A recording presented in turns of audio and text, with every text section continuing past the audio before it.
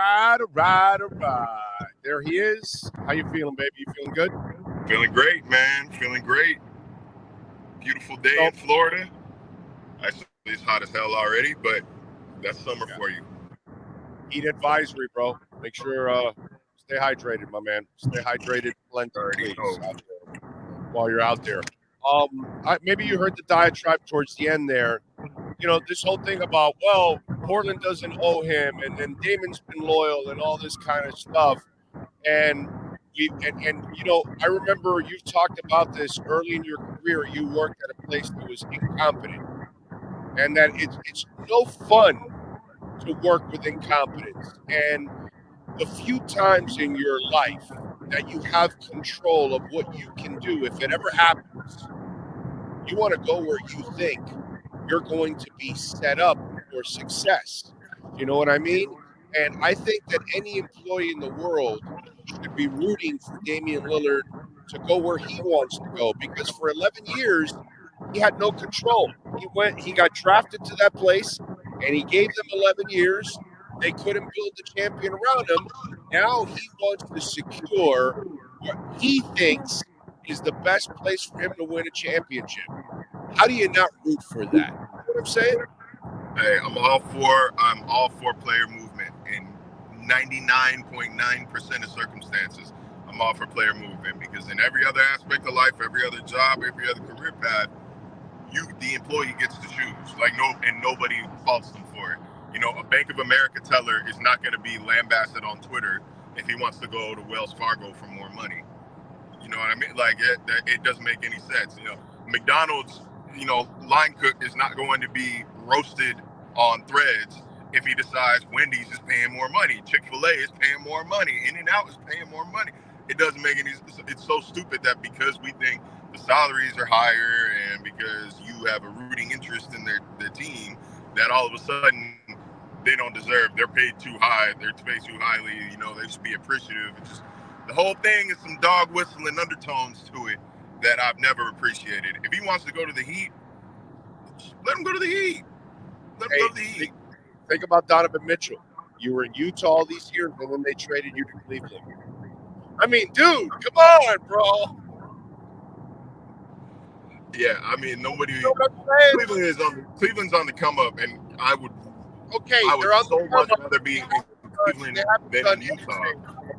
Without LeBron, they've never mattered one bit without LeBron. You know what I'm saying? I get their upstart right now, but still, they're not championship caliber. Whatever they have there, it's not championship caliber. You know what I'm saying?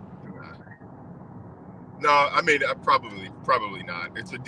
They got a decent top three with Mobley, Mitchell, and Garland, but I don't think, obviously, it's not winning any titles. It's not winning any titles. Exactly. So that's why I'm saying that's why the hell do you think Shaq says, well, if I'm leaving the Magic, I'm going to the Lakers?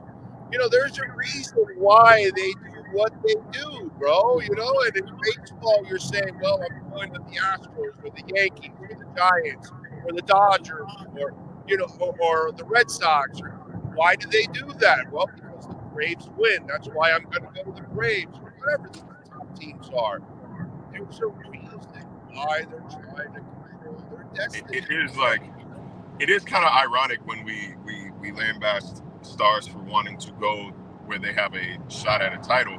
Like, is that not what we base glory on as sports fans? Do not say, hey, without a title, you're nothing. So we the fans have put so much emphasis on winning titles, and we the media have put so much emphasis on winning titles and put so much weight into that. It's not a surprise that some guys want to do whatever it takes. And like I said, this isn't him asking to join the Nuggets. This isn't KD going to the Warriors. Right. You know what I mean? This isn't saying, like, I want to go play with LeBron and AD. Like, okay, yes, the Heat made the NBA Finals. On paper, they shouldn't have. On paper, they should not have. They scraped their way from play-in to 8 seed to, like, this is a team that overachieved. He is joining an overachieving team, and I say that with all due respect. But, like, I didn't say a single lie. They overachieved like hell. This is not KD joining the Warriors. 4 years, not 1 year. They've overachieved for 4 years. We got to 3 Eastern Conference Finals and 2 NBA Finals. That's something. It's a good. Hey, this franchise has a sterling history. Nobody is denying that. But Jimmy Butler, Bam Adebayo, and Caleb Martin just won the East. Caleb Martin was excellent, but like I said, on paper, nobody would have picked this team outside of South Florida, bro. And even some people in South Florida maybe lied a little bit. All I'm saying is this isn't joining some super team. This isn't joining some star-stacked, it's joining a franchise with a history of winning, which, yeah, why wouldn't you? Nobody wants to join the Clippers for this reason. And even when they do, look what happens. Like, right. This isn't them. I love my guys, but like nobody's joining the Sacramento Kings yet. Nobody's joining no big free agent joining the Sacramento Kings right now. And I love my guys. Hey, they look great. There's no history. There's history of losing on that team. So he's joining a team with a strong history of winning. I'm not going to fault him for that. Yeah. And listen, let's be honest now. The easiest situation you can ask for. Let's be honest now, okay? I think I lost you. Most of us. Okay, now you got me now. You got me down here. Okay. Got you. Got me down. Okay. So let's be honest now, because most of us don't even root for this team at all. Okay? Some of us don't even watch the sport at all. But do all of us combined want to see Shohei Ohtani finish his career with the Angels? Or do we want to see him go the Giants, the Dodgers, the Yankees, the Cubs, the Braves, the Astros?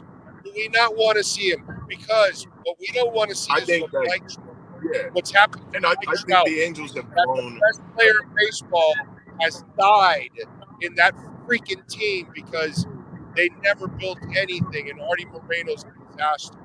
And I feel the same. For me, I want to see Shohei Ohtani on the biggest stages, and he'll never be on the biggest stages with that franchise.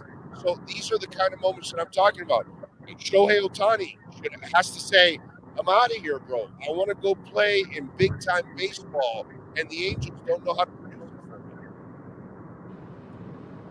I think the Angels blew their opportunity to have a retire an Angel. All they had to do was accomplish something in the 4 years he's been there, 5 years he's been there. Accomplish something. Make the playoffs. Make the wild card. Win the AL West. Do something. You didn't ask for a title.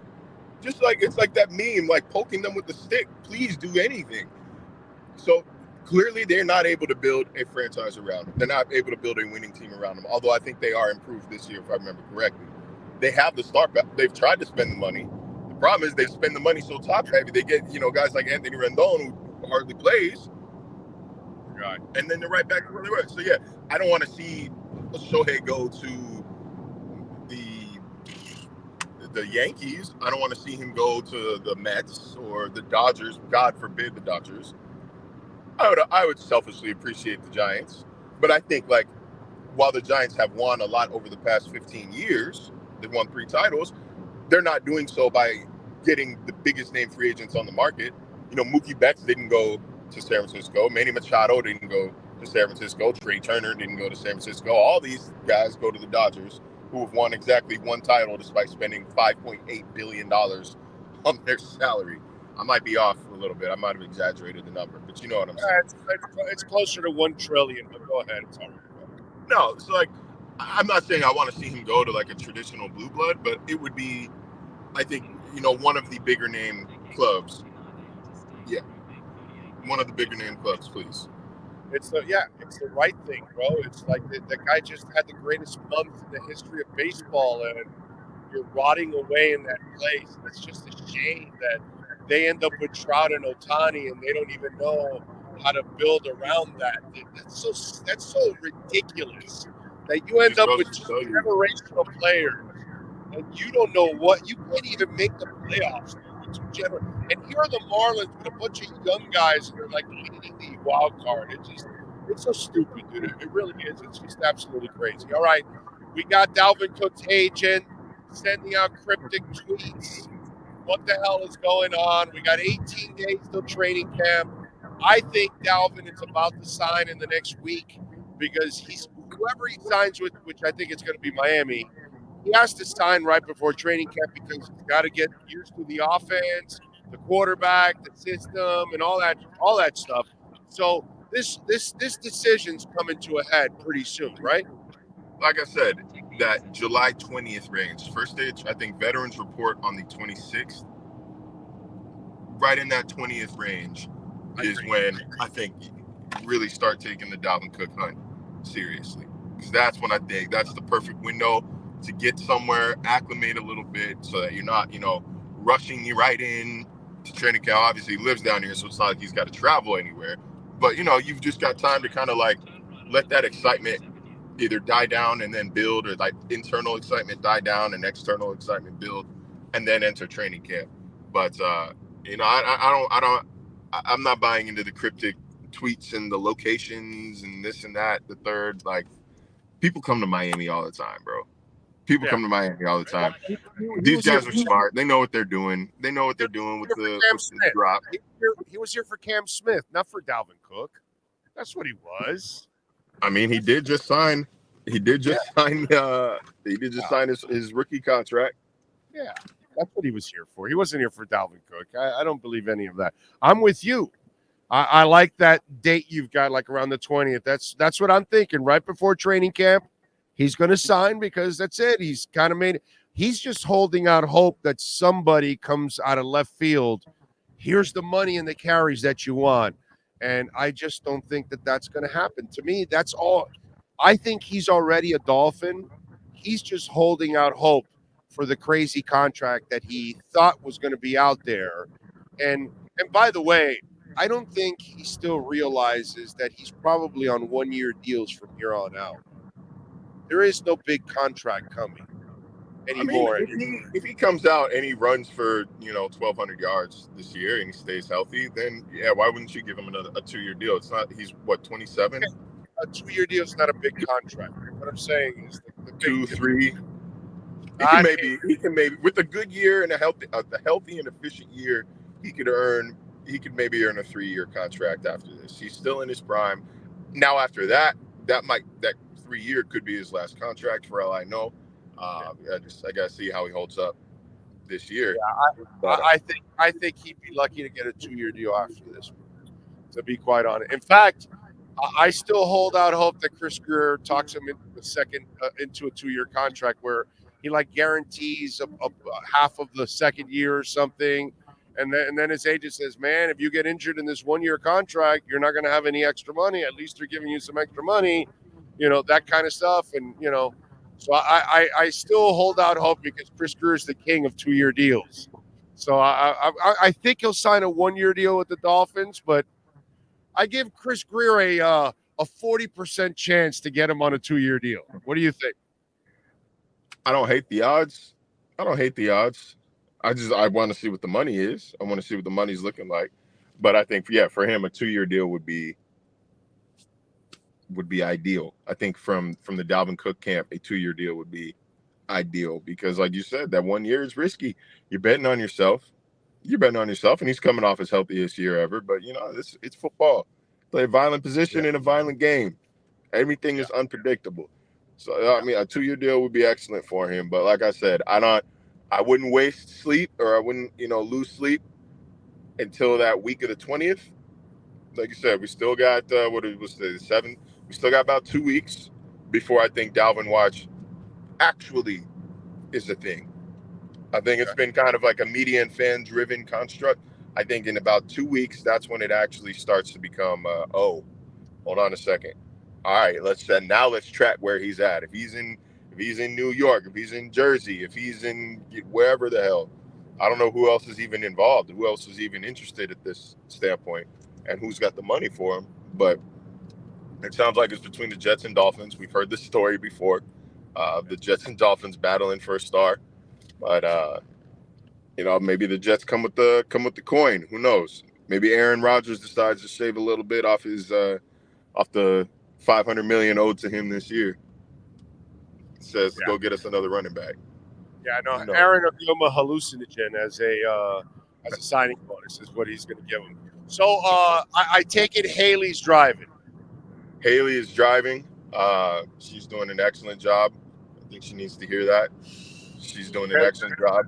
Driving my car for the first time. I've been, headed up to, I have not spent this much time in Fort Lauderdale since I've lived here, but I told myself I'm moving up north. I told myself I'm getting out of Miami proper and sticking to it. All right. So has Netflix approached Haley about hosting the Dallas Cowboys special? Not that I know of. Not that I know of. But if they do, then you know, I might retire. If I'm in a relationship with the Netflix star, I don't think I need to work anymore. I need to start twisting some arms here. We need to get Haley to host that, man. Come on, let's go. Anyway, tell her I say hi. You guys enjoy yourself. Have a great weekend, my brother. We will catch up next week. Thank you. Appreciate y'all. Got it. There you go. Marcel Louis-Jacques, baby. Our Welt and Rheaume Miami Dolphins and NFL report.